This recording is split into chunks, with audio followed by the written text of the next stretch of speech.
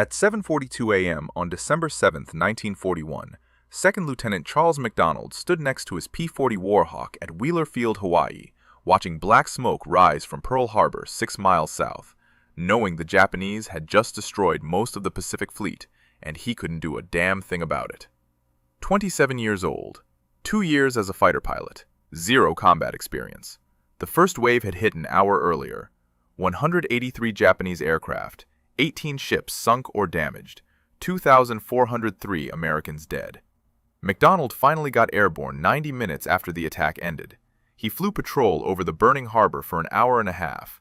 No enemy planes, just smoke and wreckage.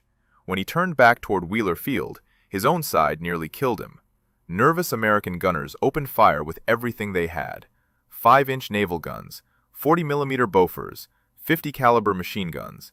MacDonald had to dodge a wall of friendly fire just to land his own aircraft. That morning changed everything. The pilot who'd spent 2 years flying training missions in peaceful Hawaii now faced a war that would last 4 years. A war where most fighter pilots in the Pacific didn't survive their first 6 months. Where Japanese Zero fighters could outmaneuver and outclimb almost every American plane. Where missions stretched across 1,000 miles of open ocean with nowhere to land if your engine quit. MacDonald spent the next 2 years in Hawaii, training new pilots, flying patrol missions, watching other squadrons ship out to combat zones while he stayed behind. By early 1943, he'd logged over 1,000 flight hours.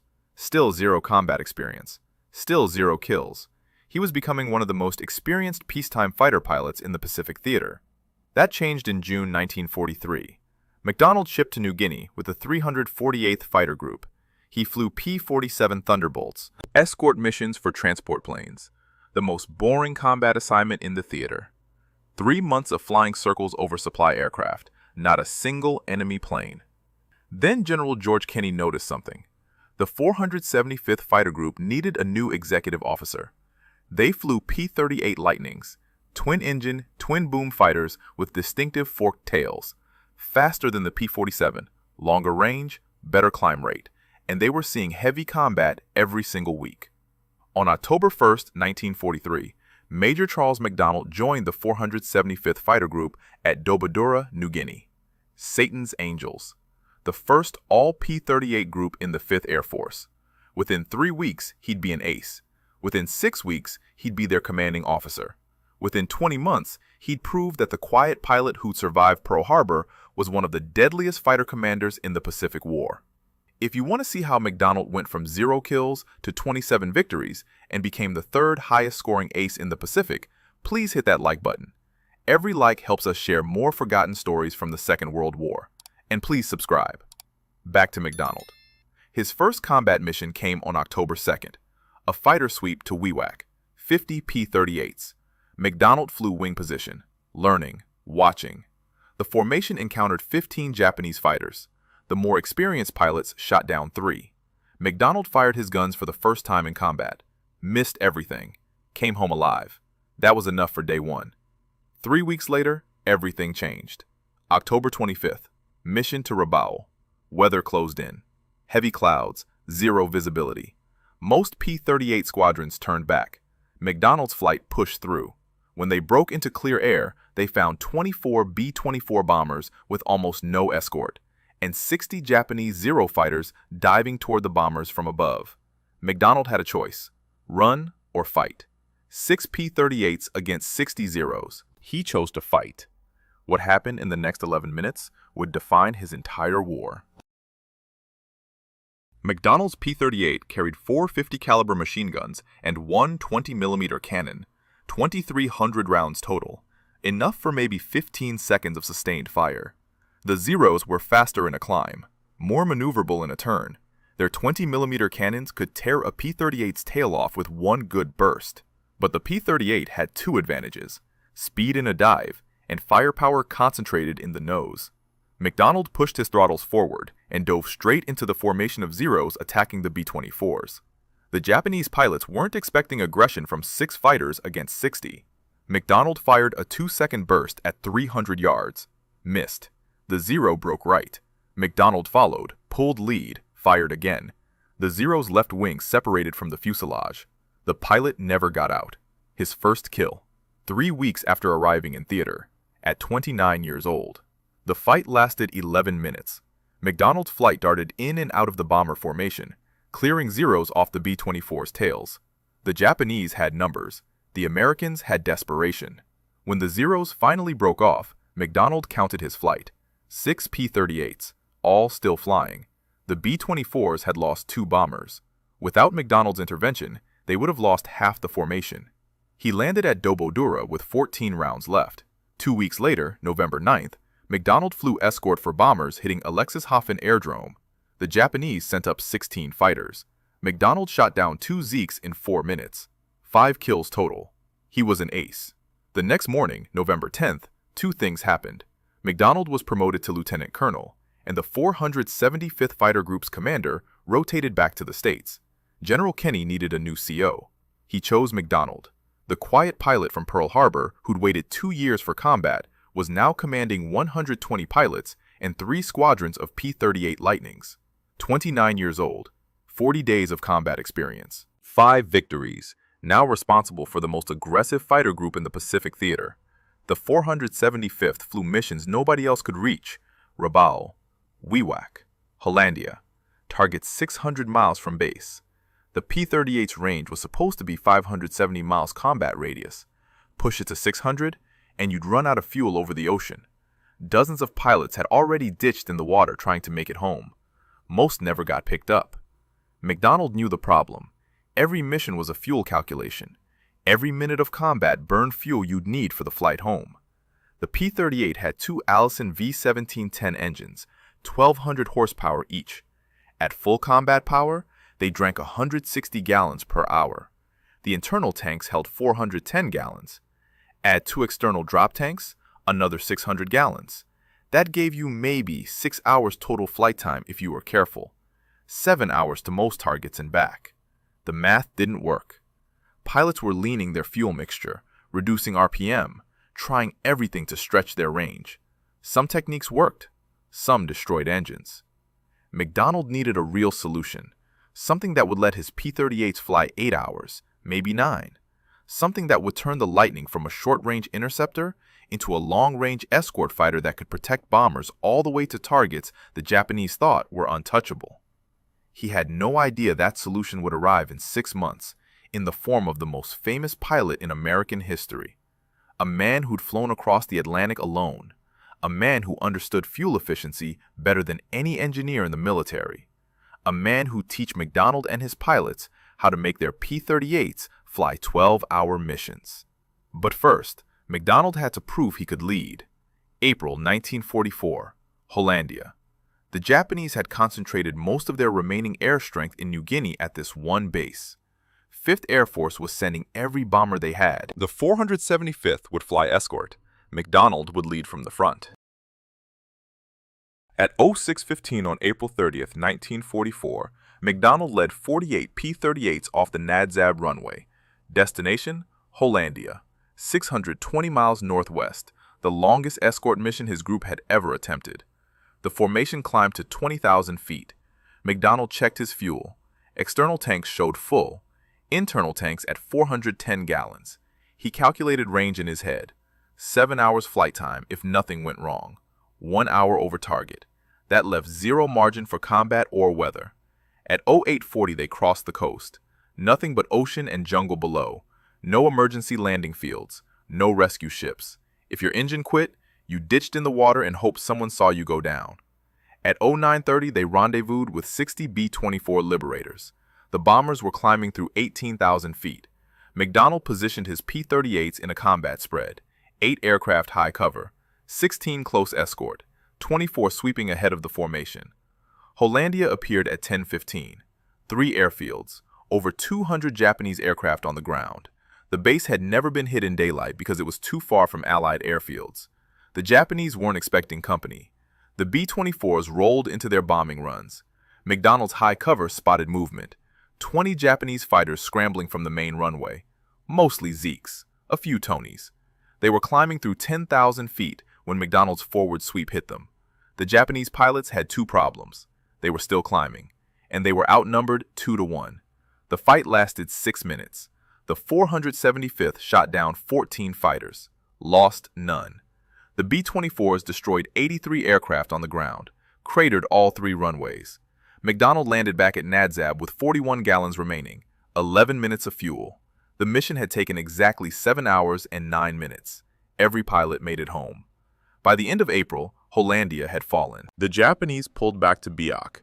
The 475th moved forward to Hollandia in May, then to Lockheed Island in June, then to Biak in July. Each move brought them closer to the Philippines.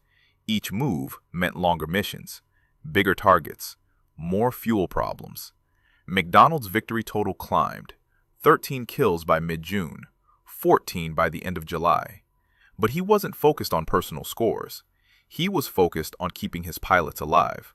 The 475th had lost 23 pilots since October. Most didn't die in combat. They died running out of fuel over the ocean, or pushing damaged aircraft beyond their limits trying to make it home.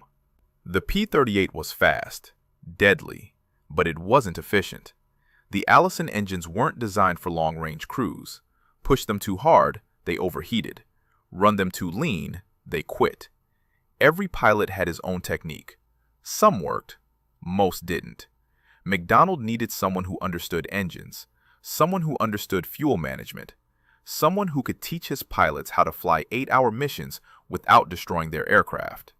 In late June 1944, that someone arrived at Hollandia, a tall civilian in a khaki uniform with no insignia. He walked into the operations tent carrying a briefcase and asked to see the group commander. When MacDonald looked up from his desk, the civilian extended his hand. Charles Lindbergh, the first man to fly solo across the Atlantic, the most famous pilot in the world, and he wanted to fly combat missions with the 475th. MacDonald's first thought was that General Kenny had lost his mind. His second thought was that this civilian was about to get himself killed. His third thought was that maybe, just maybe, Lindbergh knew something about fuel management that could save dozens of his pilots. He was right about the third thought, wrong about the second. And within 4 weeks, Lindbergh would teach the 475th how to extend their P-38's range by 100%. Lindbergh spent the first week observing. He flew practice missions, studied the P-38's instruments, asked questions. He noticed something immediately. The pilots were running their engines at 2,300 RPM with 46 inches of manifold pressure, maximum continuous power, the technique every P-38 pilot learned in training. It was also killing their range. On June 27th, Lindbergh flew his first combat mission with MacDonald, a routine patrol to Jeffman Island. 4 aircraft. MacDonald led. Lindbergh flew wing. When they landed, the other 3 pilots had 30 to 40 gallons remaining, standard for a 4-hour mission. Lindbergh had 90 gallons left. MacDonald asked how. Lindbergh explained, lower the RPM to 1,400, increase manifold pressure to 30 inches. The engines produced the same power, but consumed 50 gallons less fuel per hour. The technique violated every rule in the P-38 pilot's manual. The engineers said it would destroy the engines. Lindbergh said the engineers were wrong. MacDonald tried it on his next mission, 6-hour patrol to Summate. He landed with 70 gallons remaining, an hour of extra fuel, enough to change everything. Within a week, Lindbergh was teaching the entire group. He stood in the briefing tent with a chart showing RPM and manifold pressure settings. The pilots were skeptical. Some thought he was insane. Lower RPM meant lower power. Everyone knew that. Lindbergh explained the thermodynamics. Higher manifold pressure meant more air into the cylinders. More air meant better combustion. Better combustion meant more power per gallon of fuel. The RPM didn't matter as much as everyone thought. What mattered was efficiency. He proved it in the air. Mission after mission, Lindbergh came back with more fuel than pilots who'd flown identical profiles. After 2 weeks, every pilot in the 475th was using his settings. After 3 weeks, they were planning missions that had been impossible a month earlier. The difference was staggering. Before Lindbergh, the P-38's combat radius was 570 miles, 6 hours total flight time. After Lindbergh, that number jumped to 700 miles, 8 hours. Some pilots pushed it to 9. The P-38 Lightning had just become a long-range escort fighter that could reach targets the Japanese thought were safe. General Kenny heard about the fuel savings in mid-July. He flew to Biak to see for himself. Lindbergh briefed him on the technique. Kenny ordered every P-38 group in the 5th Air Force to adopt the new settings immediately. Within 2 weeks, every Lightning pilot in the theater was flying Lindbergh's numbers. The strategic implications hit immediately. Balikpapan, oil refineries on Borneo, 925 miles from Biak, previously unreachable by fighters. The bombers had been going in without escort, taking heavy losses. Now MacDonald's P-38s could fly cover all the way to the target and back. 12 to 14 hours in the cockpit, but possible. The 475th started planning the mission in late September. They'd stage through Morotai, refuel, launch at dawn, escort B-24s to Balikpapan, destroy the refineries, come home. The Japanese oil supply depended on Balikpapan. Without it, their entire war machine would grind to a halt. But first, Lindbergh had one more mission to fly with MacDonald. July 28th. What was supposed to be a routine patrol, what turned into the day a civilian almost got shot down by a Japanese fighter, and what would end Lindbergh's combat flying career while nearly ending MacDonald's. At 09:20 that morning, MacDonald led a 4-ship patrol near Saram Island. Lindbergh flew in the number 3 position. They were supposed to be checking for enemy shipping. No combat expected. The mission briefing had called it a milk run. The Japanese had other plans. And within 30 minutes, MacDonald would have to make a split-second decision that would save the most famous pilot in America while putting his own career in jeopardy. At 09:40, MacDonald's 4-ship formation crossed the coastline near Amahai airstrip on Saram Island. Intel had reported no enemy air activity. The airstrip looked abandoned. MacDonald was about to turn for home when his number 4 called out 2 contacts, low, heading east toward the water.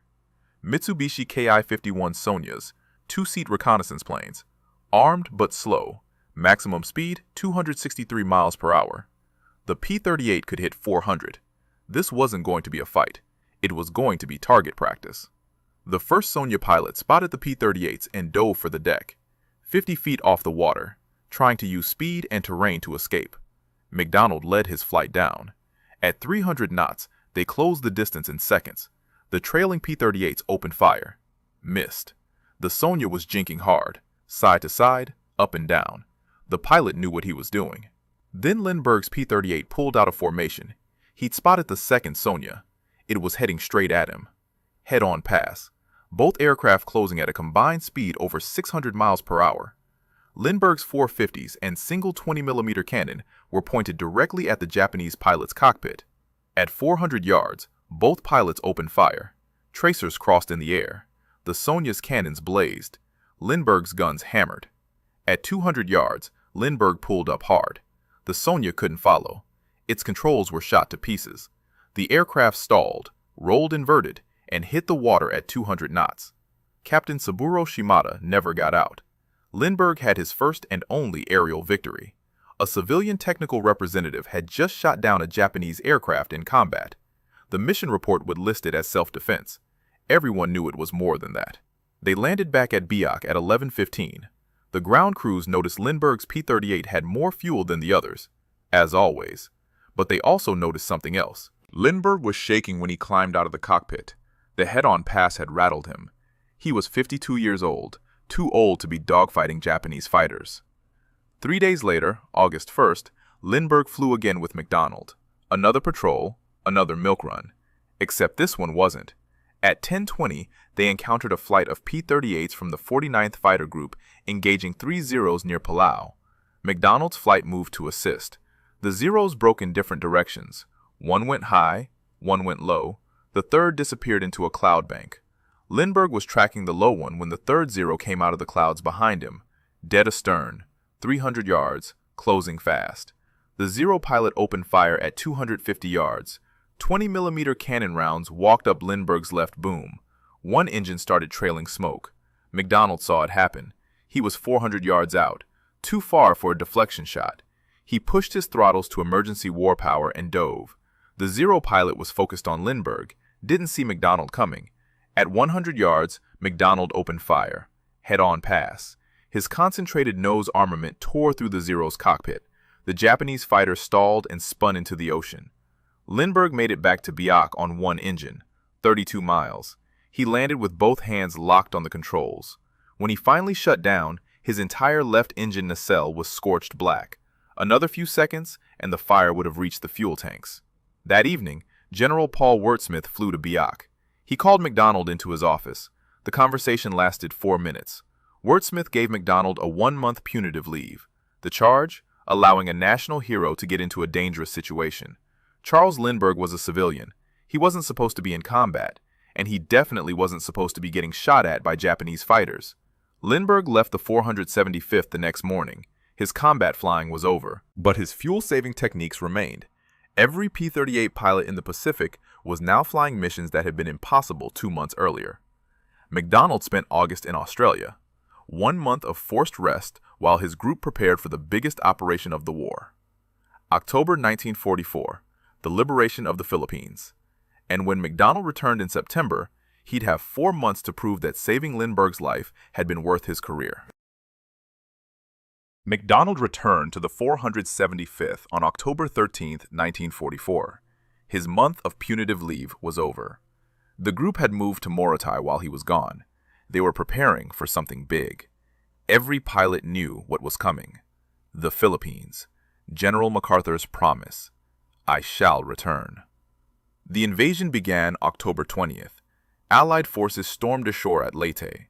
The Japanese threw everything they had into stopping them.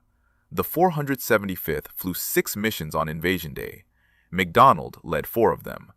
Fighter sweeps over the beaches, ground attack runs on Japanese positions, escort for bombers hitting airfields. By October 24th, the group's advance echelon had landed at Leyte. By October 26th, MacDonald was operating from Tacloban airfield. A dirt strip carved out of jungle. No concrete, no facilities. Just fuel drums and ammunition crates. The P-38s took off from mud and landed in mud. But they were 300 miles closer to the Japanese home islands. The strategic situation was shifting. With Leyte secured, the Allies controlled a forward base.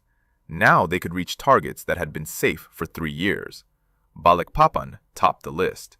The oil refineries on Borneo, 925 miles from Biak, 750 from Morotai. Without those refineries, Japan's oil supply would collapse. 5th Air Force planned 5 major strikes in October. The 475th would fly escort using Lindbergh's fuel settings, 12 to 14 hours in the cockpit, the longest fighter missions in the Pacific War. October 14th, 1st Balikpapan raid. MacDonald led 36 P-38s staging through Morotai. They launched at 0655, rendezvous with 101 B-24 Liberators at 0830, climbed to 18,000 feet, set cruise power, 1400 RPM, 30 inches manifold pressure. Exactly what Lindbergh had taught them. The formation crossed 600 miles of open ocean, no emergency landing fields, no rescue coverage for the first 400 miles. At 10:40, they reached Balikpapan. The oil refineries stretched along the coast, storage tanks, cracking plants, pipelines. The B-24s rolled into their bombing runs.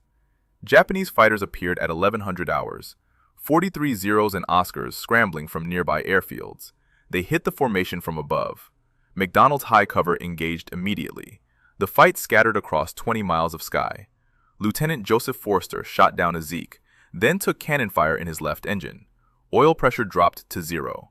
He feathered the prop and headed for home on one engine, 600 miles over water. Most pilots would have bailed out over land. Forster trusted Lindbergh's numbers.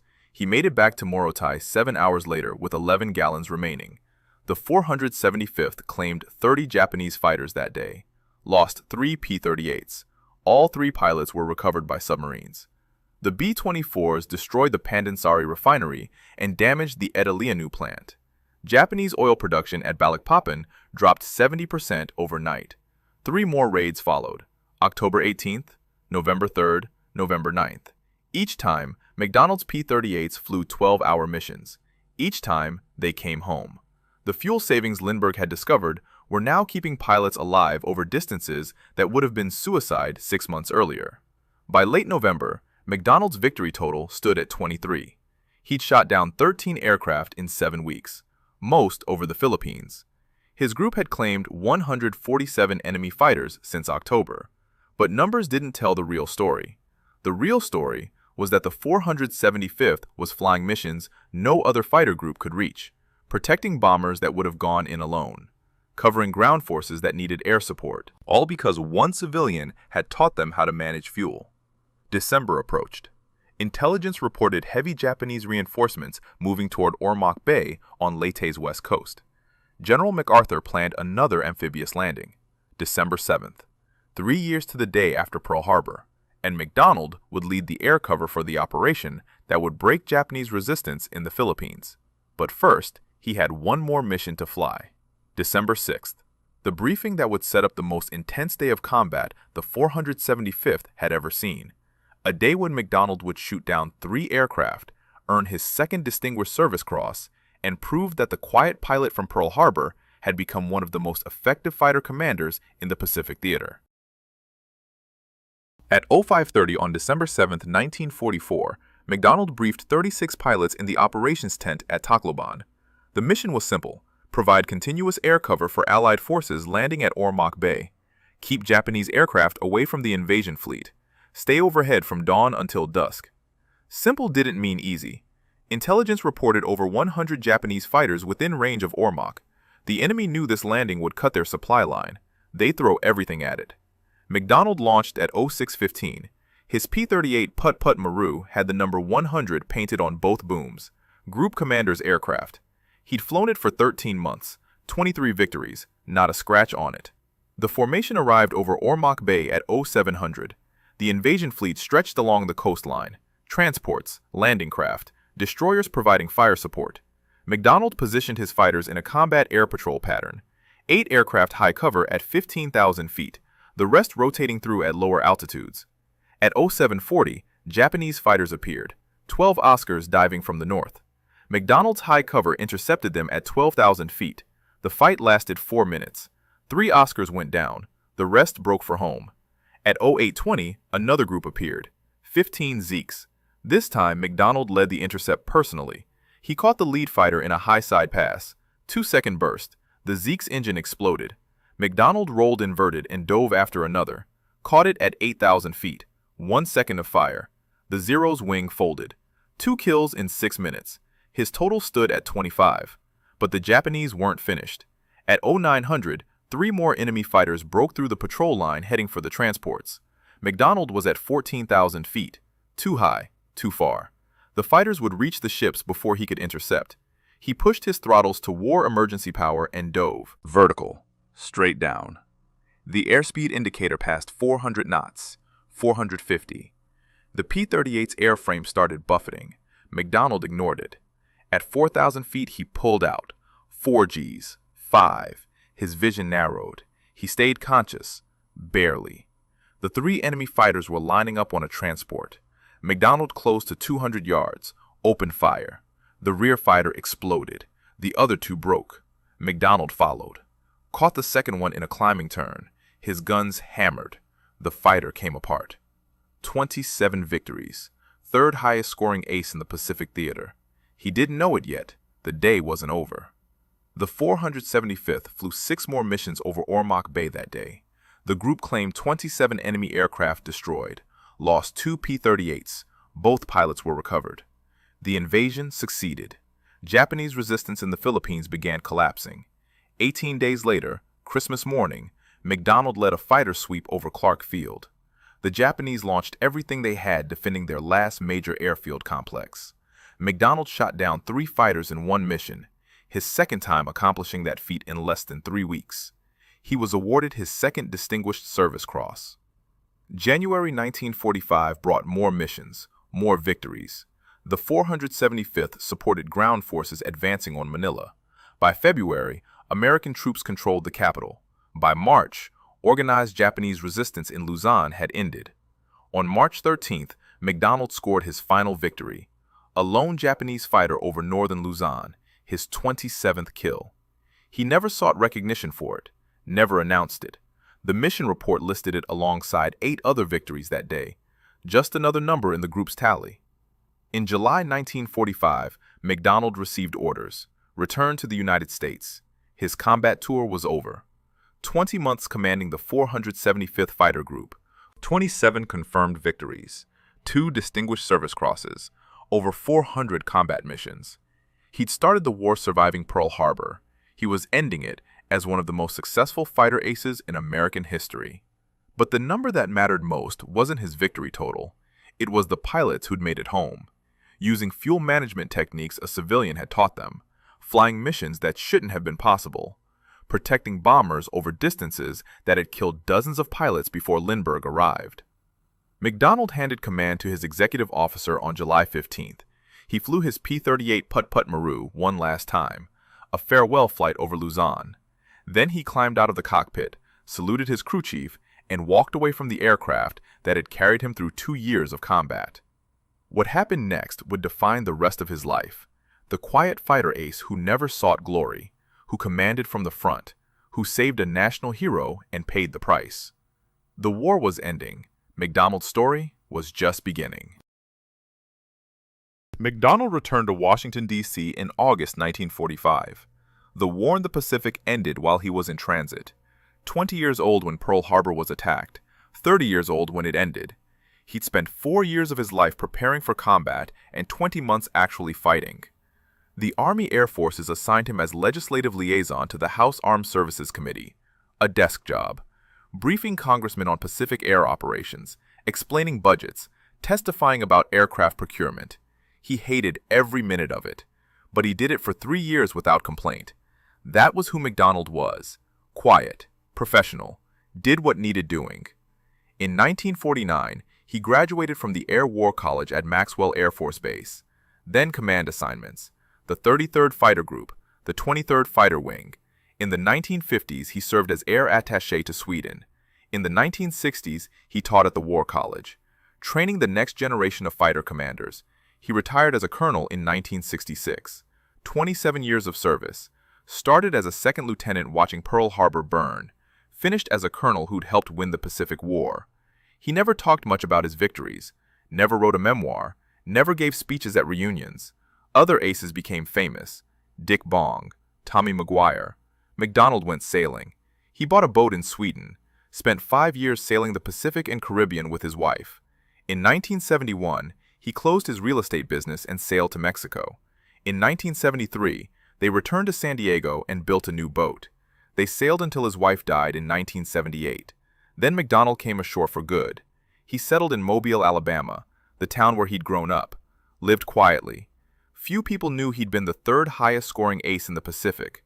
Fewer knew he'd commanded the 475th Fighter Group for 20 months. Even fewer knew he'd saved Charles Lindbergh's life. The techniques Lindbergh taught lived on. Every P-38 pilot manual was updated with the fuel management settings: 1400 RPM, 30 inches manifold pressure. The numbers that extended the Lightning's range by 100%. Thousands of pilots used them. Hundreds made it home who wouldn't have otherwise. The 475th Fighter Group ended the war with 552 confirmed aerial victories, more than any other P-38 group in the Pacific. They flew missions to targets nobody else could reach: Balikpapan, Clark Field, Formosa. All because of fuel efficiency techniques a civilian discovered and MacDonald implemented. MacDonald's P-38 Putt-Putt Maru survived the war. The aircraft is now displayed at the Lone Star Flight Museum in Galveston, Texas, restored to its wartime configuration. Number 100 painted on both booms. 27 victory markers below the cockpit. Visitors can see the gun ports that fired thousands of rounds in combat. The cockpit where MacDonald spent hundreds of hours over the Pacific. The aircraft that carried him through 20 months of war without a scratch. Charles MacDonald died on March 3, 2002. He was 87 years old. The obituaries mentioned his 27 victories, his Distinguished Service Crosses, his command of the 475th. What they couldn't measure was his impact, the pilots he trained, the techniques he implemented, the lives saved by fuel management nobody thought possible. He was buried with full military honors, a flag-draped coffin, a 21-gun salute. Taps played over a cemetery in Alabama, far from the Pacific Islands where he'd fought, far from the smoking wreckage of Pearl Harbor where his war began. The quiet pilot who never sought glory, who commanded from the front, who saved America's most famous aviator and paid the price. Who proved that leadership wasn't about personal victory counts. It was about bringing your people home alive. 27 confirmed victories, 500 combat missions, 20 months commanding the most effective fighter group in the Pacific Theater. Charles MacDonald, Satan's Angels, Put Put Maru. If this story moved you the way it moved us, do me a favor. Hit that like button. Every single like tells YouTube to show this story to more people. Hit subscribe and turn on notifications. We're rescuing forgotten stories from dusty archives every single day. Stories about fighter pilots who changed how aircraft fought. Stories about civilians who taught military pilots lessons that saved thousands of lives. Real people, real heroism. Drop a comment right now and tell us where you're watching from. Are you watching from the United States, United Kingdom, Canada, Australia? Our community stretches across the entire world. You're not just a viewer, you're part of keeping these memories alive. Tell us your location. Tell us if someone in your family served. Just let us know you're here. Thank you for watching, and thank you for making sure Charles MacDonald doesn't disappear into silence. These men deserve to be remembered, and you're helping make that happen.